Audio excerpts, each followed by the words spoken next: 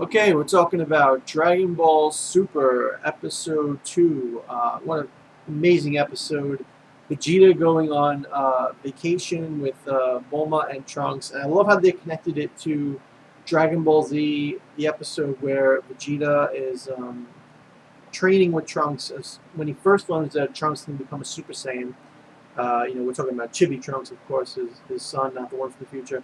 That he can become a Super Saiyan, and they're training in the gravity room, and then, well, not in the gravity, in Capsule Corp, using the gravity machine that Bulma's father made, and to make Trunks feel better, not to cry. He promises to take him to the amusement park. So this is where they get the whole idea for this vacation thing, which was great, and it immediately starts off with Bulma and Trunks and in the Capsule Corp jet, whatever, like the plane jet kind of thing that she creates, and Vegeta is on, the top of the plane, looking all badass with his arms crossed, no expression on his face, and Bulma is kind of like pissed off that he's not with them in the plane, like a family, whatever.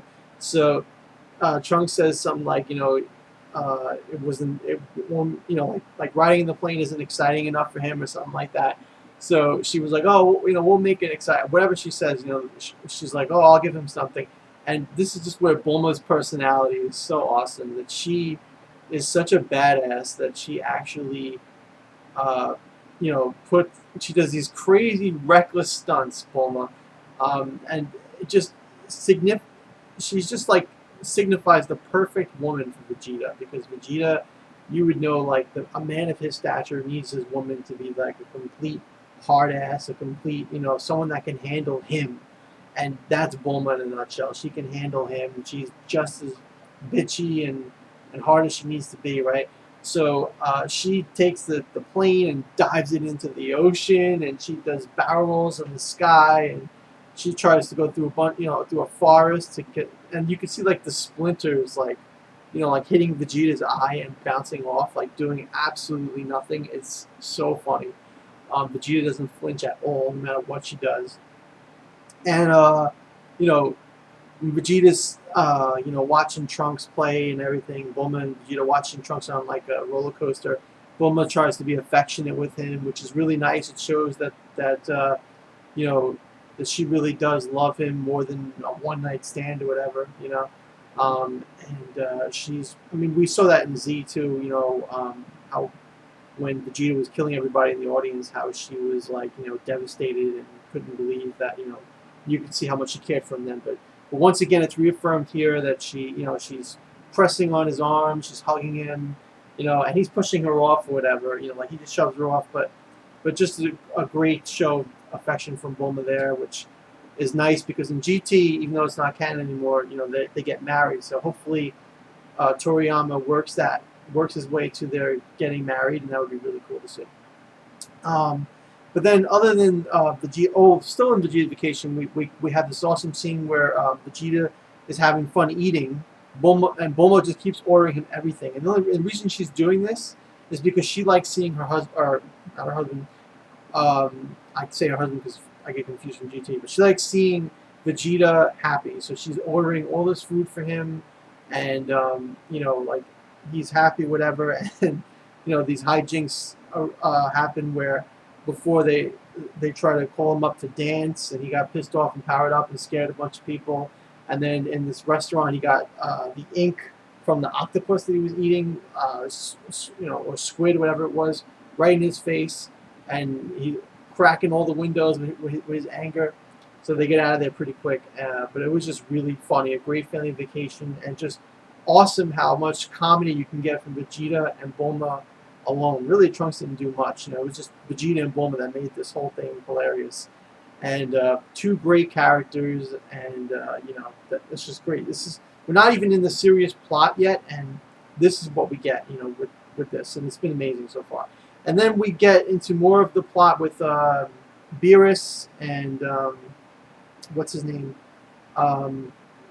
his teacher, whatever. Beerus is wants dinosaur meat. The teacher guy, I forget his name, tries to prepare the meat for him and talk with the the planet's hero or whatever, and this planet is this alien planet. It's got all these crazy caveman alien designs or whatever, and all these little cavemen are small, weak, whatever. But there's one big one that's got like that's got the yellow color, and he even has like ki, and he powers up, and he has a transformation like Frieza. It's really cool how an alien world, an alien hero, because this guy is obviously the hero of his world, how like it's represented like this, like, you know, totally brand new design, and it just looks so interesting. It looks so realistic in terms of like in the Dragon Ball universe what an alien world would be like. Like Toriyama is just so great with how he does his things, and this alien powers up,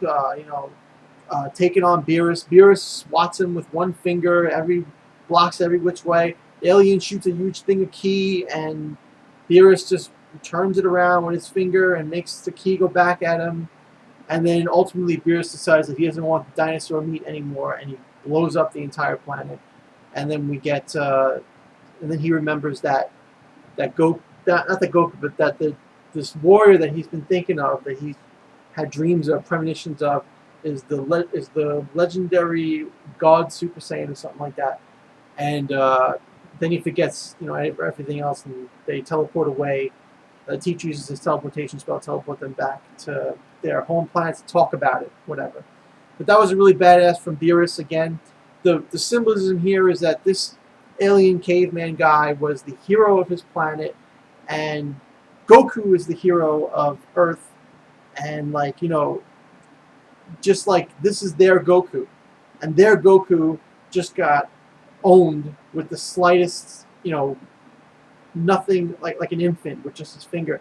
And so you imagine that like Goku is going to defeat Beerus, or at least be equal with Beerus, and that's huge, like, millions and billions of power levels apart from this caveman guy, who was essentially in the same standing position as Goku. So I think that was really cool.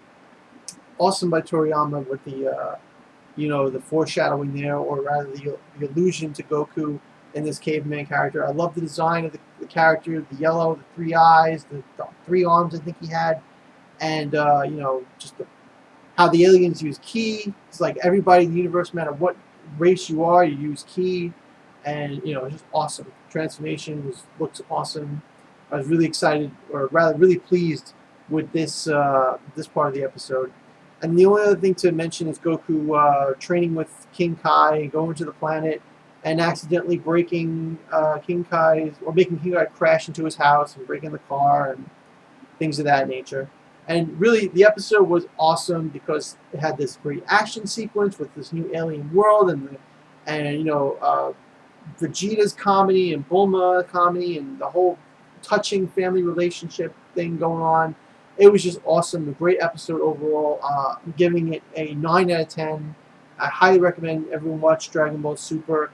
We're not even into the plot yet, and so far, these two episodes have been so entertaining and so heartwarming, and just even if you're not a Dragon Ball fan, I think you would appreciate that scene with the caveman or whatever. I think it looked pretty freaking awesome. But this series is clearly made for Dragon Ball Z fans, and I can't imagine there are too many people out there that aren't Dragon Ball fans.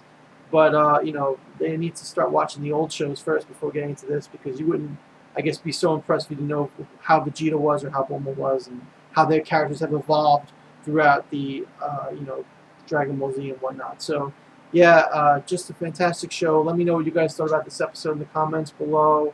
And tell me if you're excited about next week with Android 18 showing up and all the other people, and for a barbecue, whatever they're going to have for Bulma's birthday, I think it is, and when we're going to eventually get to the plot. I don't know. So far, I don't really need to get to the plot because I'm really having fun with all these filler-esque episodes. But remember, all this is being written by Toriyama, and it shows. There's detail to character design. The show's animation looks amazing. And just the characters are all so, just like you remember them, so perfect. Everything is great about this show. I just love it so much. Let me know what you guys think. Rate the video, comment below about everything, and subscribe for more videos in the future. Thank you. Have a nice day.